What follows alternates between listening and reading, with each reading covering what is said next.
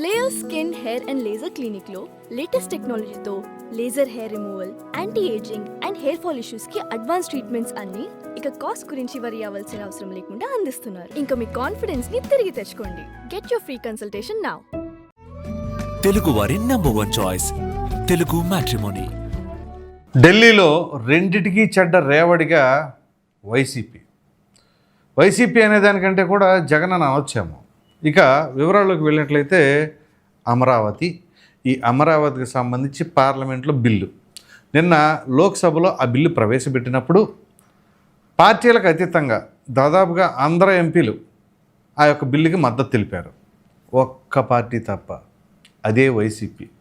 పైగా వీళ్ళు తప్పించుకునే ప్రయత్నంలో భాగంగా గైర్హాజరన్న అయ్యారా? లేదు, హాజరయ్యారు, వాకౌట్ చేశారు. ఇది మనకు తెలిసిందే. ఈరోజు రాజ్యసభలో బిల్లు పాస్ చేశారు.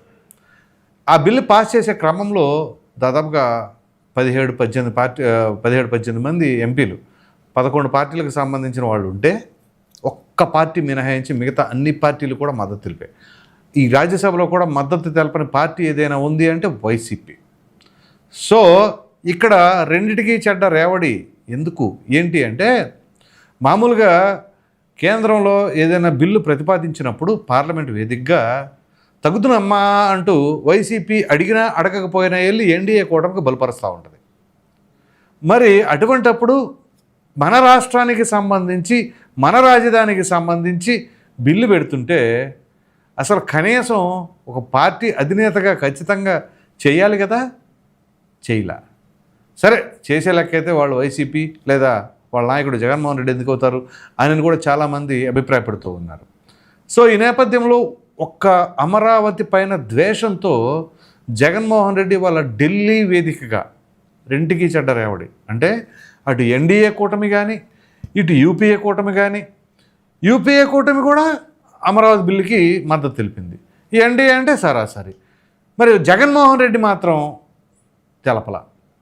సో అందుకే తొలిసారి ఎటు పక్కన లేకుండా పోయి ఒంటరిగా మిగిలిపోయారు. ఎందుకంటే మీరు గమనిస్తే వాళ్ళకి మద్దతు తెలిపిన వాళ్ళు కూడా ఇవాళ రాలా. మద్దతు ఎక్కడ తెలిపారు, ఎప్పుడు తెలిపారు అని అంటే, కూటమి ప్రభుత్వం అధికారంలోకి రాగానే తొలి నెలలోపే ఢిల్లీ వేదికగా ఆయన ఒక దీక్షలాగా ఏదో చేపట్టి ప్రెస్ మీట్ పెట్టారు. పెట్టినప్పుడు సమాజ్వాదీ పార్టీ ఇలా కొన్ని పార్టీలు వచ్చి ఆయనకి సంఘీభావంగా ఉంటే ఆ సమయంలో వాళ్ళు ఎవరెవరైతే మద్దతు తెలిపారో వాళ్ళు కూడా ఇప్పుడు అమరావతి బిల్లుకి జగన్మోహన్ రెడ్డి గారి వైపు రాలా. వాళ్ళు అమరావతి బిల్లు వైపే ఉన్నారు. అంటే జగన్మోహన్ రెడ్డి వైఖరి చూడండి, చివరికి ఢిల్లీలో కూడా మిగతా పార్టీలను సైతం దూరం చేసుకున్నాడు. అంటే ఒంటెద్దు పోకడిక, నాకు ఇదే కావాలి అని చెప్పేసి ఫిక్స్ అయిపోయి, పైగా ఎన్నిసార్లు దాని మీద పిల్లి మొగ్గలంటే రాజధానికి సంబంధించిన దాంట్లో ఫస్ట్ చేసింది ఏంటి, అమరావతి రాజధాని నేను కట్టుబడి ఉన్నానని చెప్పేసి అప్పుడు మద్దతు తెలిపారు. అధికారంలోకి రాగానే 3 రాజధానులు అని చెప్పేసి అప్పుడు ఒక పాట పాడారు. ఆ తదుపరి మరలా లేదు మేము అమరావతికి ఓకే అని చెప్పేసి ఏది వేటు న్యూస్ కాంక్లేవ్లో అనుకుంటా మన సజ్జల రామకృష్ణారెడ్డి డైరెక్ట్గా చెప్పాడు. ఆ తర్వాత మరలా కుప్పిగంతులు, అలా కాదు 3 రాజధానులు ఉంటేనే బాగుండేది కదా, లేకపోతే అమరావతి రాజధాని ఒకే ప్రాంతంలో ఎక్కువగా ఎలా పెడతాము అని చెప్పేసి మొన్న సీనియర్ మోస్ట్ నాయకులైన ధర్మాన ప్రసాదరావు, బొత్స సత్యనారాయణతో వాళ్ళ ద్వారా ఆ మాటలు చెప్పించారు. మరలా నిన్న జగన్మోహన్ రెడ్డి ప్రెస్ మీట్ పెట్టి మళ్ళీ ఏమంటారు, మావిగన్ అంట. ఏందది, మచిలీపట్నం, విజయవాడ, గుంటూరా. ఇది ఎప్పుడైతే మావిగన్ అన్న పదం వాడారో అప్పటి నుంచి జగన్మోహన్ రెడ్డి ఇప్పటివరకు సోషల్ మీడియా హిస్టరీలో ఎవరో ట్రోల్కి గురి కానంత గురి అయితే అయ్యాడు. ఓ విధంగా చెప్పాలంటే కేఏ పాల్ కంటే కూడా 1000 రెట్ల పాటు ట్రోల్ అయ్యారంట. 1 కాదు 2 కాదు, ఎన్ని రకాలుగా తెలుసా? ఒక సబ్స్క్రైబర్ పెట్టాడండి, మీరు కావాలంటే మన వీడియోలోనే కామెంట్ కూడా పెట్టాడు. ఏమి పెట్టాడు తెలుసా మీకు? దెందులూరులో దెమ్, ఇక దాన్ని బట్టి మీకు అర్థమై ఉంటుంది. ఆ తర్వాత గుంటూరులో గు అని చెప్పేసి అతను మిగతాది కలిపేశాడు, తాడేపల్లి అని చెప్పేసి. అలాగే ఇంకొక అతను ఎవరో పెట్టారు, ఒంగోలులో ఓం అని, ఆ తర్వాత గుంటూరులో గుమ్ అని, టంగుటూరులో టమ్ అని, ఇలా అనేక రకాలుగా ఆయన పైన విపరీతంగా ట్రోల్స్. అంటే ఒక మాజీ ముఖ్యమంత్రి, ఎంత దురదృష్టకరం. ఆ రకంగా మాట్లాడతాం. మావి గమ్ ఏంటి, మావి గన్ అంట. సో దాని వలన వైసీపీ వాళ్ళే తలెత్తుకోలేని పరిస్థితికి వెళ్ళిపోయారు. మేము ఏమి సమాధానం చెప్పుకోవాలి, ఎలా కవర్ చేసుకోవాలి ఏంటి అని చెప్పేసి. సో అక్కడేమో పార్లమెంట్లోనేమో మిథున్ రెడ్డి నానా తంటాలు పడ్డాడు. అమరావతి రైతులపైన జాలి చూపించి చివరికి సెల్ఫ్ గోల్స్ మీద సెల్ఫ్ గోల్స్. ఇందాక వైవి సుబ్బారెడ్డి రాజ్యసభలో మాట్లాడతాం. సో వీళ్ళందరికీ ఒకే తరహా, ఒకే ధోరణి, ఒకటే వాయిసు, ఒకటే పార్టీ. కాబట్టి ఈ రకంగా ఓ విధంగా రాష్ట్రానికి సంబంధించి ఇంతకంటే ద్రోహం ఏదైనా ఉంటుందా? రాజధానికి సంబంధించి ఒక పక్కన రాష్ట్ర ప్రజలందరూ కూడా ఎంతో ఆశతో ఎదురు చూస్తూ ఉంటుంటే, సరే జరిగింది అది జరిగిపోయింది, నేను గతంలో ఈ రకంగా నిర్ణయాలు తీసుకున్నాను, అది ప్రజా వ్యతిరేక నిర్ణయం అని చెప్పేసి మొన్న తీర్పు ద్వారా అర్థమైంది అని చెప్పేసి ఏమైనా సరే రియలైజ్ అయ్యామని చెప్పేసి అనుకుంటే, కాస్తో కోస్తో ఎంతో కొంత జగన్మోహన్ రెడ్డి గారి పట్ల సానుకూలంగా ఉండే అవకాశం ఉండేదేమో బహుశా. అది కూడా ఏమాత్రం కూడా నాకు అసలు ఆ ఛాన్స్ కూడా నేను తీసుకోను, నేను ప్రజా వ్యతిరేకంగానే ఉంటాను అనే ధోరణాన్ని బలపరుస్తూనే పదే పదే దాన్నే ఇచ్చేస్తూ ఉన్నారు. ఇంకేం చెప్పాలి?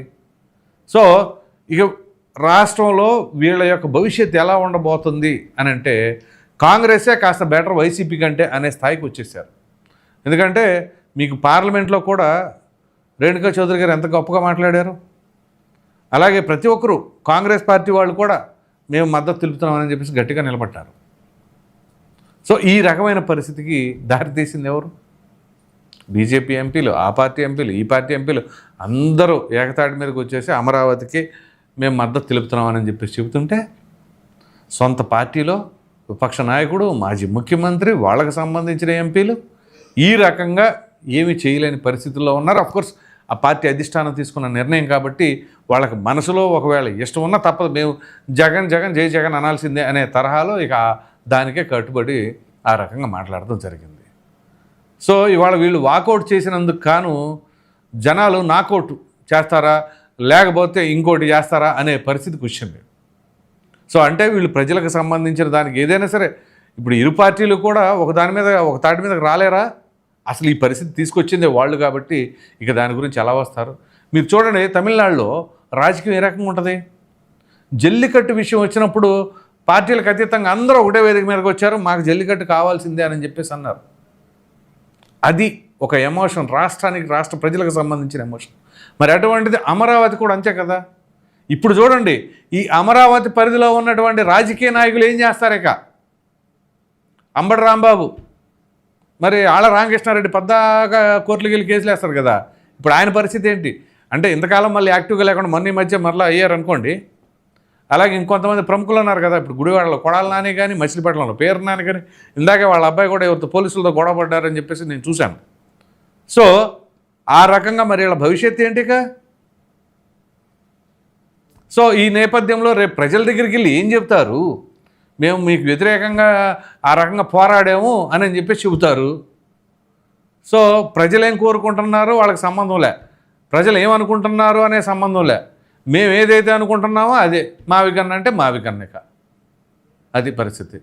అసలు ఎందుకు మావిగన్నో ఏంటో ఆల్రెడీ చెప్పారు కదా, అమరావతి రాజధాని పరిధిలోకి ఇవన్నీ వస్తాయని చెప్పేసి ఆల్రెడీ దీనికి ముందు వీడియోలో కూడా నేను చెప్పడం జరిగింది. సో ఆ రకంగా ఉంటే కాదు మావిగన్ అని చెప్పేసి అని ఇవాళ వాళ్ళందరికి వాళ్ళే సెల్ఫ్ గోల్ మీద సెల్ఫ్ గోల్. ఇది సెల్ఫ్ గోల్ కూడా కాదు, ఇక ఎక్స్ట్రీమ్ సెల్ఫ్ గోల్ అని చెప్పేసి అనుకోవాలి. ఇక ఇంతకు మించి సెల్ఫ్ గోల్లో తారాస్థాయి ఏమి ఉండదు. ఎందుకంటే కనుచూపు మేరలో రాజకీయ భవిష్యత్తు ఎక్కడా లేకుండా చేసుకోవడం అంటే మామూలు విషయం. అది ఇంతవరకు నాకు తెలిసి హిస్టరీలో ఎప్పుడు ఏ పార్టీకి ఇటువంటి పరిస్థితి తీసుకురాలా. ఎందుకంటే కాంగ్రెస్ పార్టీ అంటే నేషనల్ పార్టీ, ఈ రాష్ట్రంలో కాదు ఇంకో రాష్ట్రంలో ఉంటుంది. కానీ ఒక ప్రాంతీయ పార్టీ, ఒక రాష్ట్రానికి పరిమితమైన పార్టీ ఇక రాజకీయ భవిష్యత్తు లేకుండా చేసుకోవడం అంటే బహుశా చరిత్రలో మొట్టమొదటిసారి భారతదేశంలో వైసీపీనే అటువంటి పరిస్థితికి తీసుకొచ్చుకుందాము. పోనీ వీళ్ళు అధికారంలో ఉండగా ఏమైనా పరిపాలనలో భాగంగా మంచిగా ఏమైనా చేశారా? అది చూస్తే అది అంతంత మాత్రం కూడా కాదు, అసలు ఏమాత్రం కూడా లేదు. ఇప్పుడు కనీసం సరే తర్వాత తప్పు జరిగిపోయిందని నాలుగు ఖర్చుకొనైనా మంచి దారిలోకి వస్తున్నాం అనే పరిస్థితి ఉందా? అది లేదు. ఇక ఆ పార్టీలో నాయకులు, పార్టీని నమ్ముకున్న క్యాడరు, మరి ఇక జగన్మోహన్ రెడ్డి గారు ఎదరుండి ఎంతవరకు నడిపిస్తారు, అది ఏమాత్రం మైలేజ్ తీసుకొస్తుంది, ఇక రాజకీయ భవిష్యత్తు ఏమాత్రం ఉంటుంది అని చెప్పేసి మాట్లాడుకోవాలి అని అంటే ఇక అది ప్రజలు మీరే న్యాయ నిర్ణేతలు, తీర్పుదారులు అందరూ మీరే కాబట్టి మరి జగన్మోహన్ రెడ్డి గారి వైఖరి వలన చివరికి పరిస్థితి ఏ రకంగా మారిపోయింది అని అంటే రాష్ట్రానికి ఓ విధంగా చెప్పాలంటే ప్రజలకు కూడా ఓ మంచి పాఠం లేండి ఇది తెలిసి వచ్చింది. ఏమిటి అంటే ఏ రకంగా ఉంటే ఎవరి మైండ్ సెట్ ఎలా ఉంటుందని. ఎందుకంటే మైండ్ సెట్ గురించి కూడా జగన్మోహన్ రెడ్డి మాట్లాడారు. ఆ మైండ్ సెట్లు ఏంటో ఇవేంటో ఇప్పుడు క్లియర్ కట్గా అర్థమైపోయింది కదా. సో ఎట్టకేలకి మొత్తానికి ఎవరైతే అమరావతికి వ్యతిరేకంగా ఉన్నారో వాళ్ళకి తప్ప మిగతా వాళ్ళందరూ సంతోషాలతో హర్షధ్వానాలతో చక్కగా ఇచ్చేసుకుంటున్నారు. సో ఇప్పుడు చంద్రబాబు నాయుడు గారు అరెస్ట్ అయినప్పుడు ఎవరు స్వీట్లను దీపావళి టపాసులు పిలిచింది రోజా. ఆవిడ ఎక్కడ ఉందో తెలియదు ఇప్పుడు. మరి అసలు ఈ రాజధానికి సంబంధించిన ఎపిసోడ్లో ఇప్పుడు నిజంగా ఈ అమరావతి రాజధాని కావాలని కోరుకునే వాళ్ళందరూ కూడా చక్కగా బాణాసంచాలు కాల్చుకుంటారు, టపాకాయలు అలాగే స్వీట్స్ పంచుకుంటారు, కేకులు కట్ చేసుకుంటారు.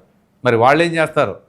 అసలు ఏం చేస్తే మీరు ఏమనుకుంటున్నారు? ఇంతకీ జగన్మోహన్ రెడ్డి గారి వైఖరి వలన ఇప్పుడు రెండుకి చెడ్డ రేవడిగా మారారా, ఏం జరిగింది అని మీ అభిప్రాయాన్ని కామెంట్లో తప్పకుండా తెలియచేయండి. Thank you.